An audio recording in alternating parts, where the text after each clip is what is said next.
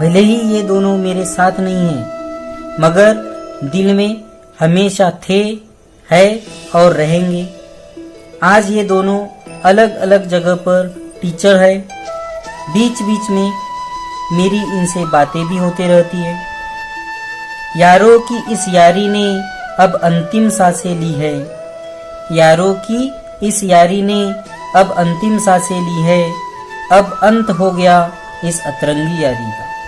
जी हाँ दोस्तों, 2 सालों तक हमने साथ काम किया और बाद में हम तीनों एक दूसरे से जुदा हो गए और इस तरह से हमारी एक अतरंगी यारी का अंत हो गया था। हालांकि अब भी वे मेरे कांटेक्ट में हैं, मगर अब वह बात नहीं रही जो तब थी।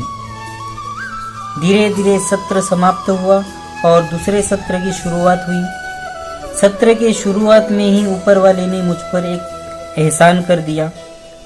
ऊपर वाले से तो मुझे बचपन से ही शिकायत थी, मगर उसने कई बार मेरे साथ न्याय भी किया है। इस बात से मैं मुकर नहीं सकता। कहते हैं ना कि ऊपर वाले के पास देर होती है, अंधेर नहीं। इस बार भी उसने देर जरूर की, मगर अंधेर नहीं की। एहसान यह था दोस्तों कि जो कांटा मुझे चुभ रहा था, जिसकी वजह से मैं परेशान था, उस कांटे को ही उसने हटा दिया था। यह भी कहते हैं ना दोस्तों कि ऊपर वाला सबका होता है, वैसे ही यहाँ भी हुआ था। कांटा तो हट गया था, मगर इसमें न मेरा बुरा हुआ न ही उसका बुरा हुआ। जी हाँ, मैं उसी टीचर की बात कर रहा हूँ जिसने मेरे नाक में दम करके रखा था। नए सत्र की शुरुआत हुई थी, तभी फिर से एक बार मुंबई में टीचर की वैकेंसी निकली। वह भर्ती मेरिट लिस्ट के आधार पर थी, इसीलिए मेरे परसेंटेज कम होने की वजह से मेरा नंबर तो नहीं लगा, मगर उस टीचर का नंबर लग गया। शायद ऊपर वाले ने मेरा रास्ता आसान करने के साथ साथ उसके चापलूसी का भी ध्यान रखा होगा। शायद उसने सोचा होगा कि चापलूसी के लिए भी बहुत मेहनत करनी पड़ती है। तो दोस्तों, बीएमसी में लगने के बाद वह टीचर अब स्कूल छोड़कर चली गई थी। मेरे दिल को सुकून मिला कि मेरी वजह से किसी का बुरा नहीं हुआ। अब मैं थोड़ा खुश था। अब मेरी इंसल्टिंग भी कम हो गई थी। इस बार समय कैसे गुजरा, कब दिवाली आ गई पता ही नहीं चला। दिवाली की छुट्टियों में मैं गांव चला गया और वापस जब आ रहा था तभी कुछ अलग सी फीलिंग आ रही थी। सैलरी कम होने की वजह से मैं तब भी जनरल कोच में ही आता और जाता था।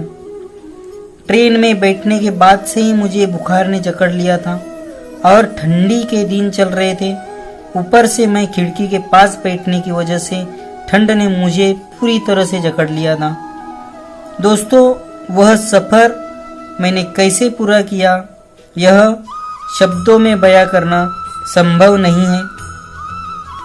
दिवाली के बाद जब स्कूल पहुंचा, तब पाटिल सर ने मुझे एक जिम्मेदारी से रिहा कर दिया और नई जिम्मेदारी दे दी। पहले मैं 4th स्टैंडर्ड को पढ़ाता था, मगर 7th स्टैंडर्ड के टीचर की अचानक तबीयत खराब हो जाने की वजह से अब मुझे 4th स्टैंडर्ड की जगह 7th स्टैंडर्ड को पढ़ाने की जिम्मेदारी दे दी गई।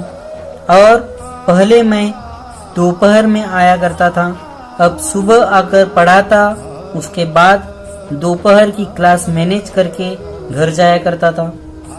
और डिपार्टमेंट के कार्य तो मेरे सिवा कोई करने को तैयार ही नहीं रहता था। अब फिर मेरे काम बढ़ चुके थे। अब मुझे बाकी कामों के लिए समय ही नहीं बचता था। दूसरी एक समस्या यह थी दोस्तों कि मैं एक अच्छा शिक्षक तो था, मगर मेरी मैथ्स पहले से ही कच्ची थी, जिसकी वजह से मैं पहले घर में प्रॉब्लम सॉल्व करने की प्रैक्टिस करता, उसके बाद मैं क्लास में पढ़ाता था। मगर मैंने कभी भी बच्चों को इस बात का एहसास नहीं होने दिया। मैं जो भी सिखाता था वह परफेक्ट होता था, बस प्रैक्टिस में तकलीफ ज़रूर होती थी। लेकिन दोस्तों, मैंने कहा था ना कि हर ठोकर एक नई सीख देकर जाती है। उसके बाद मेरी मैथ्स भी परफेक्ट हो गई थी। कहते हैं ना दोस्तों, प्रैक्टिस मेक्स मैन परफेक्ट। तो दोस्तों, आगे क्या हुआ यह बताने मैं फिर मिलूँगा मेरी अगली वीडियो में। तब तक के लिए धन्यवाद।